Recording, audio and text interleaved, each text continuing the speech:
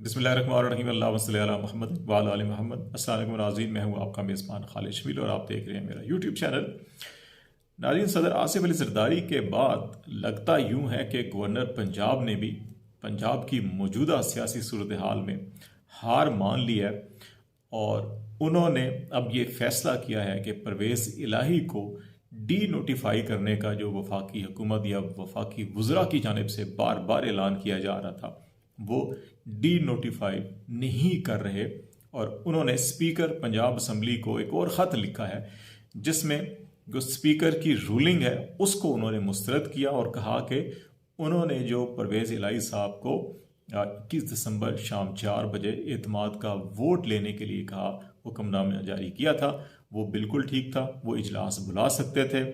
इस सिलसिले में उन्होंने मुख्तलिफ दलाइल दिए, लेकिन एक चीज़ अभी ये बड़ी वाज़ेह हो चुकी है कि परवेज़ इलाही साहब को जो डी नोटिफाई करने की बात की जा रही थी वो फिल वक्त रुक गई है। और पंजाब असम्बली की जो तहलील का मामला था, जुम्मे के रोज़ जो तहलील का ऐलान कर रखा था इमरान खान ने कि खैबर पख्तूनख्वा और पंजाब की असम्बली तहलील की जाएंगी, अब ये दिखाई दे रहा है कि तहरीक अदम एतमाद पर जो बहस की जानी है और फिर राय शुमारी होनी है उसकी वजह से पंजाब असम्बली की तहलील भी चंद दिन के लिए मुअख्खर हो गई है। और मुमकिन है कि अगरचे खैबर पख्तूनख्वा से अभी भी ये कहा जा रहा है कि वो जुम्मे को अपनी असम्बली तहलील करेंगे, लेकिन गालिब इम्कान यही है कि वो पंजाब और खैबर पख्तूनख्वा की असम्बलियाँ एक साथ तहलील की जाएंगी। तो नेशनल असम्बली में जो पाकिस्तान तहरीक इंसाफ के अरकान के इस्तीफ़ों का मामला था, स्पीकर नेशनल असम्बली ने शाह महमूद कुरैशी को जवाबी ख़त लिखा है, उस पर उन्होंने उसका सारा बैकग्राउंड के पहले भी टाइम दिया गया PTI के अरकान को, लेकिन वो नहीं आए। और अभी भी उन्होंने कहा जी कि फ़र्दन उनके अरकान नेशनल असम्बली स्पीकर के चैम्बर में आकर जो है कि अपने इस्तीफ़ों की तस्दीक कर सकते हैं। अभी देखना होगा कि PTI के अरकान इज्तिमाई तौर पर या स्पीकर नेशनल असम्बली के चैम्बर में इनफरादी तौर के ऊपर जाके अपने इस्तीफ़ों की तस्दीक करते हैं। जो हिकमत अमली बनाई गई थी वो PTI की जानिब से ये थी कि इज्तिमाई तौर के ऊपर जाएंगे असम्बली में और वहाँ पर ऐलान करेंगे। तो देखते हैं कि अब ये क्या मामला होता है। लेकिन जो दूसरी तरफ सब अफराद की नज़रें कि गवर्नर पंजाब ने डी नोटिफाई क्यों नहीं किया और आसिफ जरदारी साहब की तरह उन्होंने क्या हार मान ली है, घुटने टेक दिए हैं या किसी मुनासिब वक्त का इंतज़ार कर रहे हैं कि उस वक्त पर वो डी नोटिफाई करेंगे। हमारी इत्तलात के मुताबिक जो स्पीकर पंजाब असम्बली ने यह फैसला किया था कि वो सदर मुमलिकत को ख़त लिखेंगे कि गवर्नर पंजाब जो हैं कि वो मिसकंडक्ट कर रहे हैं, आइन की खिलाफ वर्जी कर रहे हैं और सदर पाकिस्तान उनको इससे रोकें और उनके खिलाफ जो आइनी कार्रवाई है वो शुरू की जाए। तो इस सिलसिले में गवर्नर पंजाब को जो लीगल कंसर्न डिपार्टमेंट थे उन्होंने ये एडवाइस किया कि वो इस सिलसिले में उजलत से काम मत ले और उनके लिए मुश्किलात पैदा हो सकती हैं। इसलिए नून लीग की जो लीगल टीम थी उनकी भी तवील मुशावरत हुई गवर्नर हाउस में। तो उसके बाद इज्तिमाई तौर पर यह फैसला किया गया कि फिल वक्त डी नोटिफाई ना किया जाए और स्पीकर पंजाब असम्बली को ख़त लिखा जाए और उनको कहा जाए कि वो एतमाद के वोट के ऊपर जो है कि वो इजलास बुलाएं। तो अब स्पीकर ने यह फैसला किया कि वो पहले अदम एतमाद के ऊपर इजलास होगा और अपोजिशन जो है कि वो 186 नंबर पूरे करेगी और उसके बाद फिर देखा जाएगा कि आगे मामला क्या चलना है। दूसरी तरफ इमरान खान साहब जो हैं कि उन्होंने बड़ा बोल्ड स्टेप लिया और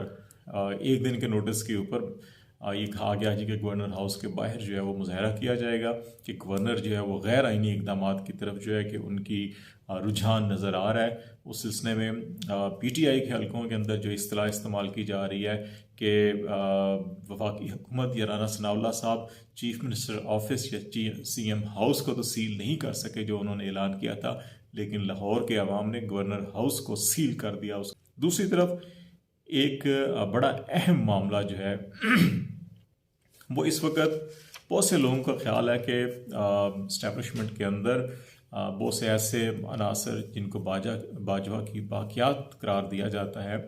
कि वो अभी भी उस एजेंडे पे काम कर रहे हैं जिस एजेंडे के ऊपर कमर जवेद बाजवा जो है कि वो कर रहे थे। लेकिन बहुत सी ऐसी इतलात भी हैं कि इस वक्त इस्टेब्लिशमेंट जो है कि वो जनरल बाजवा के इकदामात या उनके जो असरात हैं उससे वो डिस्टेंस रखना चाहते हैं, उससे वो दूर हो रहे हैं। और इस सिलसिले में बहुत से अफराद की ये राय भी है कि अगरचे लाहौर के अंदर कंटेनर्स देखे गए थे, लेकिन शायद वो उसके पीछे कोई बाकायदा मुनज़्ज़म कोई कार्रवाई नहीं थी, लेकिन वो वफाक के बाज़ नुमाइंदों की जानिब से वो हरकत की गई थी सिर्फ ये चेक करने के लिए, और थोड़ा सा CM हाउस के अंदर जो है कि कोई पैनिक क्रिएट करने की कोशिश करने के लिए किया गया था। उसके अंदर बाकायदा कोई इदारा या कोई मुनज़्ज़म कार्रवाई नहीं थी। लेकिन एक इत्तला ये भी है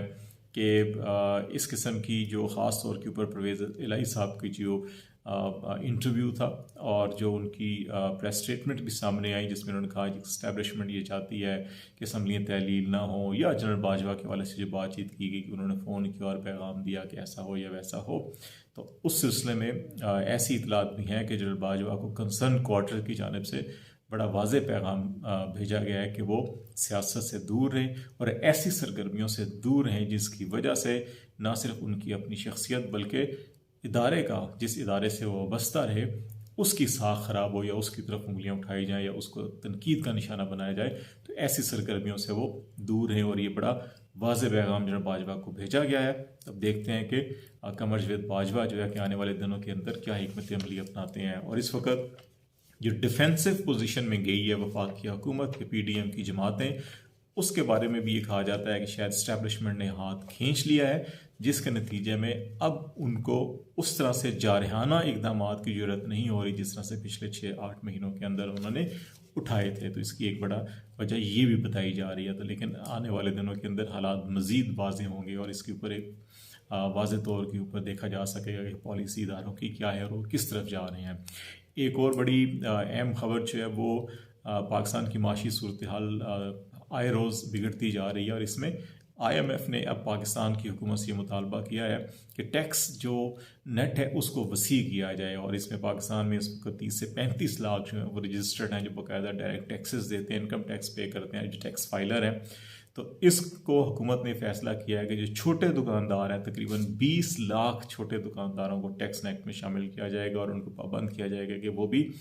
अपनी टैक्स रिटर्न जमा करवाएं। माजी में ये मुशर्रफ दौर के अंदर भी, शौकत अजीज़ के दौर के अंदर भी, नवाज शरीफ के दौर में भी इस किस्म की कोशिश की गई, लेकिन मुल्कीर हड़तालों की वजह से, मुजाहरों की वजह से ताजरों के ये नहीं हो सका। तो इस वक्त भी देखते हैं कि क्या IMF के मुताले के ऊपर ये कार्रवाई होगी या नहीं होगी। जो पहले से ही पाकिस्तान की आवाम और बिज़नेस कम्यूनिटी और ताजर जो हैं छोटे, वो टैक्सों की भरमार और महंगाई और इस वक्त इक़्तिसादी बदतरी की सूरत हाल के बोझ के नीचे दबे हुए हैं। ऐसी सूरत हाल के अंदर स्पेसिफिकली ख़ास अनासर के ऊपर बार बार टैक्स का बोझ बढ़ाना यकीनी तौर के ऊपर ठीक नहीं है। इस टैक्स नेट को वसी भी करना चाहिए और फिर ऐसे जो पोटेंशियल सेक्टर्स, पूरे के पूरे सेक्टर्स हैं जो टैक्स नेट से बाहर है, अगर उनको लाया जाए तो ज़्यादा इससे बेहतर होगा। फ़िलहाल आज तक के लिए इतना ही। मज़ीद जो भी अपडेट्स होंगी सियासी, माशी, आपको आगाह करते रहेंगे। खालिद जमील को इजाज़त दीजिए। अल्लाह हाफिज़।